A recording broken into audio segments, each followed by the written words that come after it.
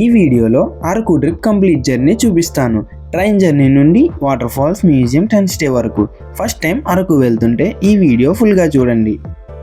మన journey Narsapur railway station నుంచి start అయింది.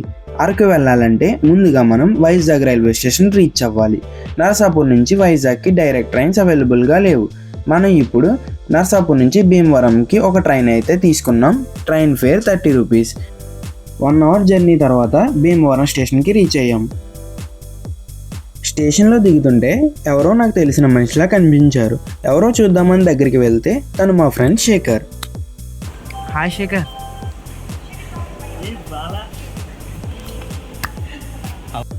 అలా కాసేపు వెయిట్ చేసిన తర్వాత మనం వెళ్ళాల్సిన ట్రైన్ అయితే వచ్చేసింది.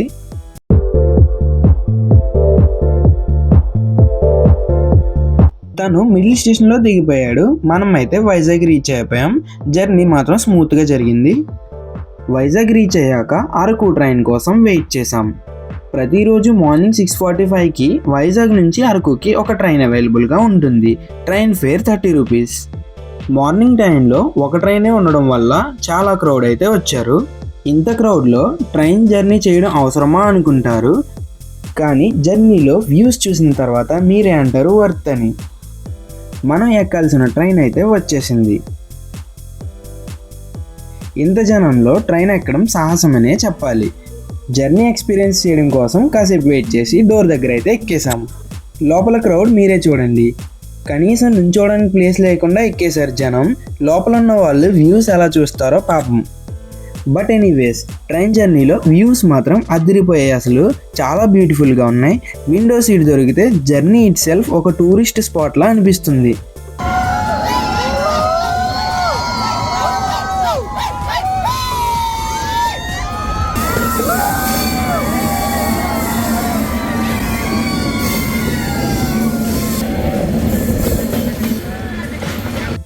ట్రైన్ టన్నల్స్ నుంచి వెళ్తున్నప్పుడు జనం మాత్రం భలే అరుస్తున్నారు. బాగా ఎంజాయ్ చేశారు. ట్రైన్ బొర్రా స్టేషన్ దగ్గర స్టాప్ అయింది, కానీ మేము ఇక్కడ దిగకుండా డైరెక్ట్ అరకు వెళ్ళాం. Finally Araku railway station reach అయ్యాం. స్టేషన్ బయట వెదర్ చాలా కూల్గా ఉంది. అరకు రైల్వే స్టేషన్లో ఫ్రెష్ అవ్వడానికి rest rooms and hourly rooms అయితే అవైలబుల్గా ఉన్నాయి. లాంగ్ జర్నీ తర్వాత ఫ్రెష్ అవ్వడానికి ఇది చాలా యూస్ఫుల్ ఆప్షన్. మేము 2 డేస్కి ఆటో బుక్ చేసాం. ఆటో ఛార్జ్ టోటల్గా 4000 అయ్యింది. ఈ ఆటోలో Katiki waterfall, coffee plantation, tribal museum అలా అన్నీ కవర్ చేసాం. మన first visit Katiki waterfall. ఈ వాటర్ ఫాల్ గ్రీన్ మౌంటైన్స్ మధ్యలో ఉంటుంది. కటికి వాటర్ ఫాల్కి సెపరేట్ ఎంట్రీ ఫీ ఏమీ లేదు, కానీ కొంచెం ట్రెక్కింగ్ చేయాల్సి ఉంటుంది. మేము తీసుకున్న ఆటో డైరెక్ట్ ఎంట్రీ దగ్గర డ్రాప్ చేస్తారు.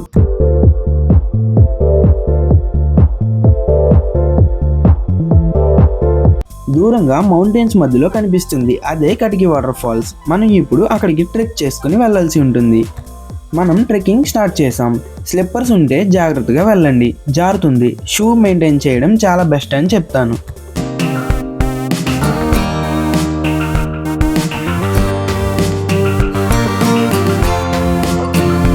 వాటర్లో నడిచేటప్పుడు చాలా జాగ్రత్తగా ఉండాలి. వాటర్ ఫాల్ చూడడానికి వెళ్ళి మన లైఫ్ని రిస్క్ చేయకూడదు.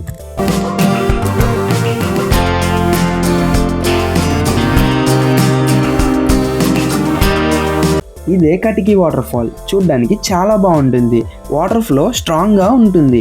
ఫొటోస్ అండ్ వీడియోస్కి పర్ఫెక్ట్ ప్లేస్ అని చెప్పొచ్చు.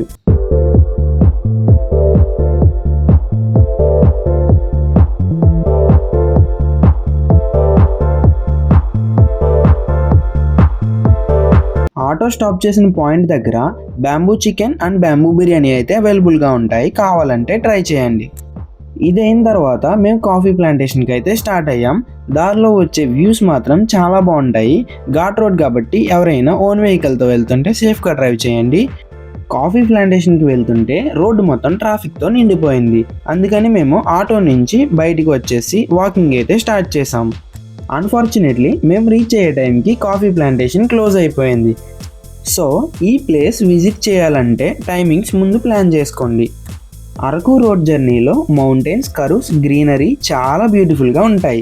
ఈ డ్రైవ్ ఇట్ సెల్ఫ్ ఒక అట్రాక్షన్. రోడ్ సైడ్లో చాలా టెంట్ స్టేస్ కనిపిస్తాయి. డిఫరెంట్ బడ్జెట్స్లో టెంట్స్ అవైలబుల్ ఉంటాయి. నేచర్ మధ్యలో స్టే చేయాలి అంటే బెస్ట్ ఆప్షన్.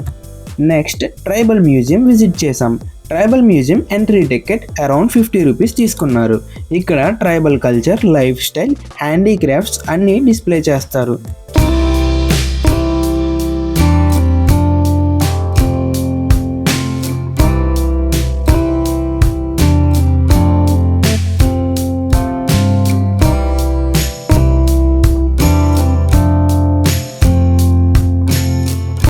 ఆ తర్వాత దగ్గరే ఉన్న కాఫీ మ్యూజియంకి వెళ్ళాం. Coffee museum entry fee around 20 rupees తీసుకున్నారు. ఇక్కడ Araku coffee history and processing చూపిస్తారు.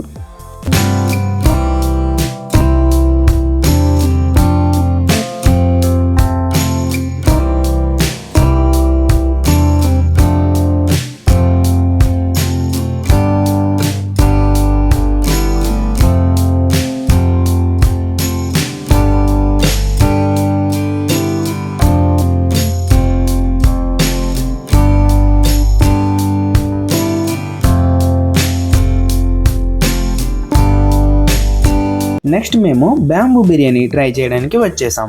మన ఎదురుగానే bamboo biryani and bamboo chicken అయితే ప్రిపేర్ చేస్తారు.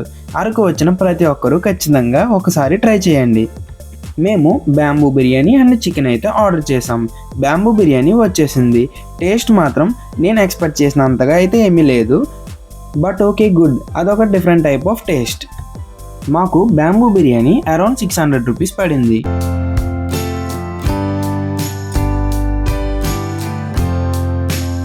క్లైమేట్ అయితే చాలా కూల్గా ఉంది. మీరు బెస్ట్ క్లైమేట్ ఎక్స్పీరియన్స్ చేస్తారు. అలా కాసేపు ఆ నైట్ టైం ఫొటోస్ అయితే తీసుకుని టెంట్స్ దగ్గరికి అయితే వచ్చేసాం.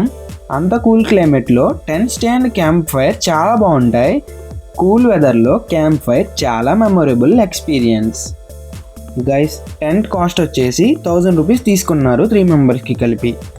మీరు మీ ఫ్రెండ్స్తో వెళ్ళినా ఎలా వెళ్ళినా ఇలా tent stay and camp fire మాత్రం అస్సలు మిస్ అవ్వకండి. ఇది ఒక బెస్ట్ ఎక్స్పీరియన్స్ అండ్ మెమొరబుల్ ఎక్స్పీరియన్స్గా మిగులుతుంది. డే 1లో నేను కవర్ చేసిన ప్లేసెస్ అన్నీ మీకు చూపించాను. ఇంకా రిమైనింగ్ ప్లేసెస్ అన్నీ డే 2 వీడియోలో కవర్ చేస్తాను. ఈ వీడియోలో ఉన్న ఇన్ఫర్మేషన్ మీ ట్రిప్ ప్లానింగ్కి కొంచెమైనా యూస్ఫుల్ అనిపిస్తే సబ్స్క్రైబ్ చేసుకోండి. అలాగే పార్ట్ 2 కోసం సబ్స్క్రైబ్ చేసుకోండి. నోటిఫికేషన్స్ కూడా ఆన్ చేసుకోండి. ఈ వీడియో నచ్చితే మీ ఫ్రెండ్స్కి షేర్ చేయండి. పార్ట్ 2లో పద్మాపురం గార్డెన్స్, వ్యూ పాయింట్స్, అలాగే కంప్లీట్ బడ్జెట్ డీటెయిల్స్ అయితే షేర్ చేస్తాను. సో పార్ట్ 2 మాత్రం అస్సలు మిస్ అవ్వకండి.